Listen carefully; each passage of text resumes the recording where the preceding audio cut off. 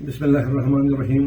الصلاۃ والسلام علیک یا سیدی یا رسول اللہ. الصلاۃ والسلام علیک یا سیدی یا حبیب اللہ. کیوں ضیاء کار بنوں سود فراموش رہوں؟ کیوں ضیاء کار بنوں سود فراموش رہوں؟ فکر فردا نہ کروں اور محو غم دوش رہوں. نالے گلگل کی سنوں اور ہمتن گوش رہوں. ہم نوا میں بھی کوئی گل ہوں کہ خاموش رہوں. جرت آموز میری تاب سخن ہے مجھ کو، شکوہ اللہ سے کھاکن بدہن ہے مجھ کو. ہے سبب شیوہ تسلیم میں مشہور ہے ہم، کسے درد سناؤں کہ مجبور ہے ہم. ساز خاموش ہے فریاد سے معمور ہے ہم، نالا آتا ہے اگر لب پہ تو معذور ہے ہم. اے خدا شکوے ارباب وفا بھی سن لے، کھو گئے ہم مجھ سے تھوڑا سا گلا بھی سن لے. دوستو میں مشتاق آفتاب، آپ میرا یوٹیوب فیس بک پہ دیکھ رہے ہو پروگرام سچ تو یہ ہے. بات کریں گے آج جموں کشمیر کی بے بسی اور حالت زار پہ.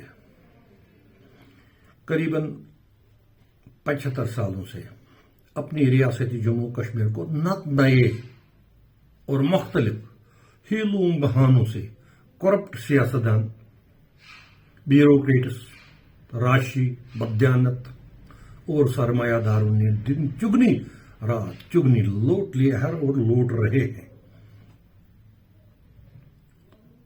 امیروں اور سرمایہ داروں کو اور زیادہ امیر بنانے کے کالے اور بہرے قانون کے سہارے لیے جاتے ہیں. قانون کا سہارا لیا جاتا ہے اور غریبوں مسکینوں کے لیے جرمانے، سزائیں اور حوالات کے کالے اندھیری راتیں ہیں. جبکہ جرائم کرانے والے یہی سرمایہ دار، یہی بیوروکریٹس اور یہی سیاستدان ہوتے ہیں. یہ آج کی بات نہیں ہے، بلکہ 75 سالوں سے جموں کشمیر کے عوام کو فریب اور دھوکے کے سوا کچھ حاصل نہ ہو سکا.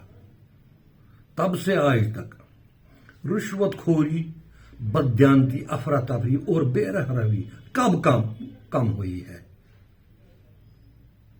یا ختم ہو چکی ہے؟ کب کسی غریب کو کسی آفیسر سے بغیر معاوضہ کوئی کام کیا گیا جو اس کا حق بنتا تھا؟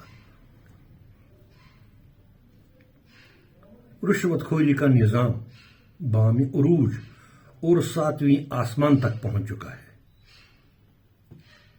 ان 75 سالوں میں مرکزی سرکار کی طرف سے اتنے فنڈز آ گئے ہیں کہ ان کو گننا بھی دشوار اور ناممکن ہے.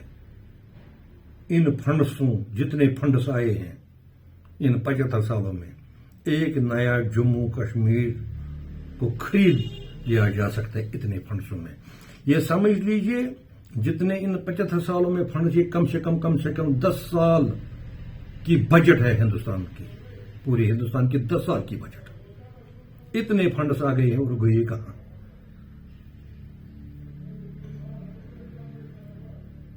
لیکن کیا ہوا؟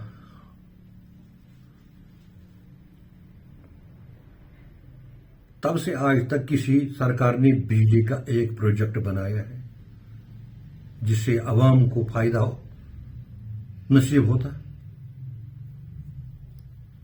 کیا بے روزگار تعلیم یافتہ لوگوں کے لیے کوئی کارخانہ بنایا گیا جس سے ان کو نفع ہو جاتا، جس سے ان کی بے روزگاری دور ہو جاتی اور یہ جرائم پیشہ نہ بن جاتے؟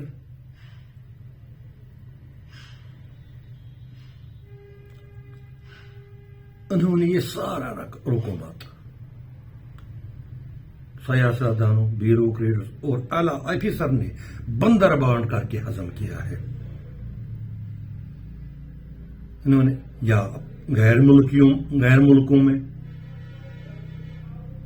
بڑی بڑی कंपनियों के मालिक बन गए हैं या वहां पर नए नए अकाउंट्स खोले हैं अपने लख्ती जुगरों के लिए, नई नई बिल्डिंग के आलीशान महल तामीर किए हैं और यहां के गरीब को और ज्यादा गरीब बनाया गया है। लेकिन इनको पूछने वाला है कौन? ये काम तो मरकजी सरकार की थी।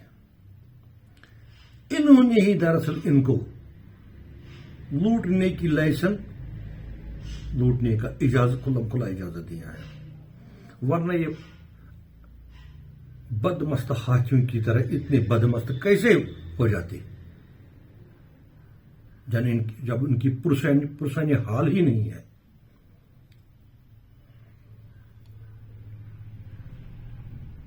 इन लोगों ने जम्मू कश्मीर के अवाम को अपना सरमाया लोंडी से भी बदतर समझ रखा है। जम्मू कश्मीर के छोटे बड़े दफ्तरों में एक मामूली क्लर्क, एक मामूली मुलाजिम दफ्तर में बबांगे दोहल रिश्वत का तकाजा कर रहा है और वहां का इंचार्ज या ऑफिसर किसी फिरौन, किसी चंगेज, किसी नमरूद से कम नहीं लगता है।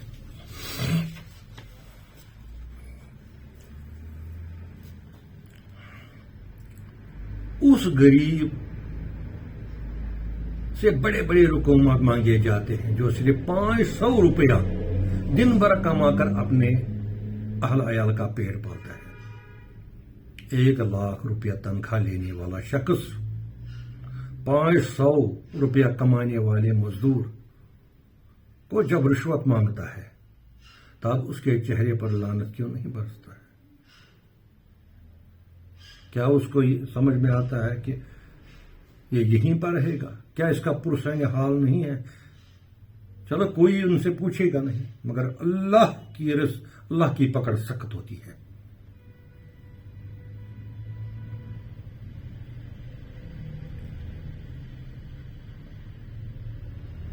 कभी आज तक जम्मू कश्मीर के बेबस अवाम को फलने और फूलने नहीं दिया गया। कभी इस कौम को महाजराई शुमारी के खोखले वादों ने हमको बेवकूफ बनाया है। कभी सब्ज रुमाल और पाकिस्तानी नमक दिखाकर इस कौम के दिल को बहलाया गया। कभी इस कौम को गोली का जवाब गोली से और कभी गोली का जवाब गोली से बताया गया है। कभी इस कौम को कबायलियों ने लौटा है और कभी इस कौम को हम अपनी आजादी ने लूट लिया है। कभी इस कौम को वोट ने लूट लिया है तो कभी इस कौम को अपनी बेहसी और खामोशी ने लूट लिया है। कभी इस कौम को दिल जीतने का वादा किया जाता है, कभी दिल जीतने वाले ही दिलों को पारा पारा करते हैं और दिलों को तोड़ते आते हैं। कभी हमसायों ने हमें लूटा है और कभी अपनों ने हमें हमारे चमनों को उजाड़ के रख दिया है। कभी हम गरीबों को सितम बालाई सितम किया गया और कभी अपनों ने मरहम के बदले जख्मों पे नमक और मिर्च खुरच कर लगाया है।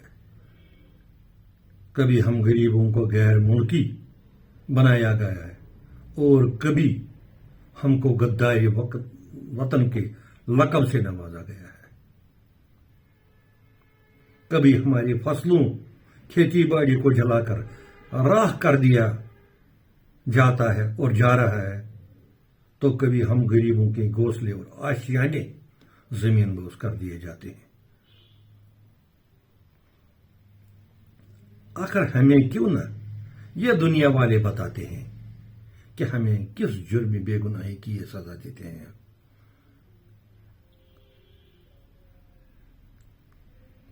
क्या हम इंसान नहीं है?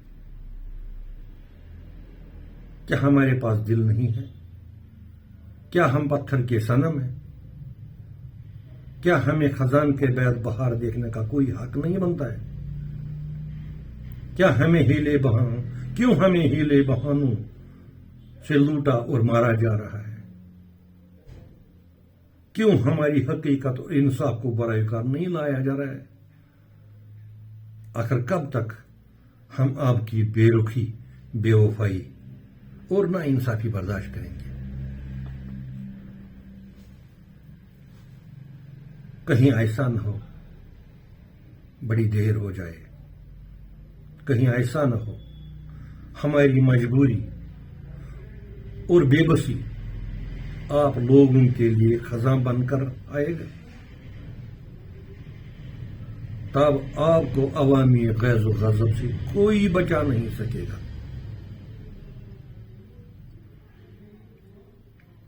یہ دنیا کا اصول ہے، جیو اور جینے دو، اور اللہ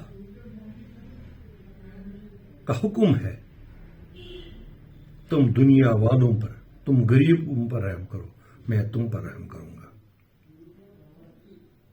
یہ بیوروکریٹس، یہ سیاستدان، یہ سرمایہ دار، ان کو کیا لگتا ہے؟ کیا یہیں پر رہنا ہے ان کو؟ کیا ان کو جواب نہیں دینا ہے؟ چلو یہاں نہیں جواب دیں گے تو کسی اللہ کے پاس تو جانا ہی پڑے گا۔ جب رسول کریم صلی اللہ علیہ وسلم سامنے ہوگا تب کیا جواب دو گے؟ تمہارا گریبان اور ایک غریب کا ہاتھ تمہارے گریبان تک جب پہنچے گا تب کیا کرو گے؟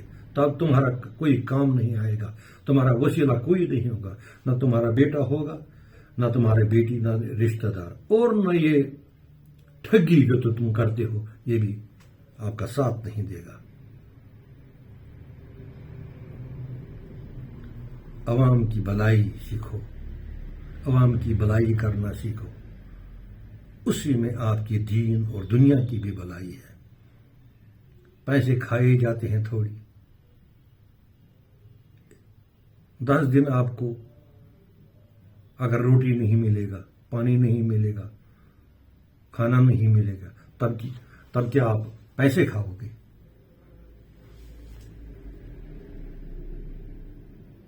اللہ سے ڈرو، اس کی گرفت سے ڈرو، اس کی تھپڑ بہت مہنگی ہوتی ہے، اسے کوئی نہیں بچا سکے گا، سارا عالم بھی نہیں بچا سکے گا۔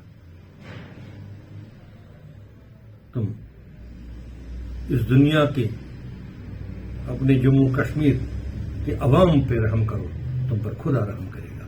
مجھے دیجیے اجازت، خدا حافظ۔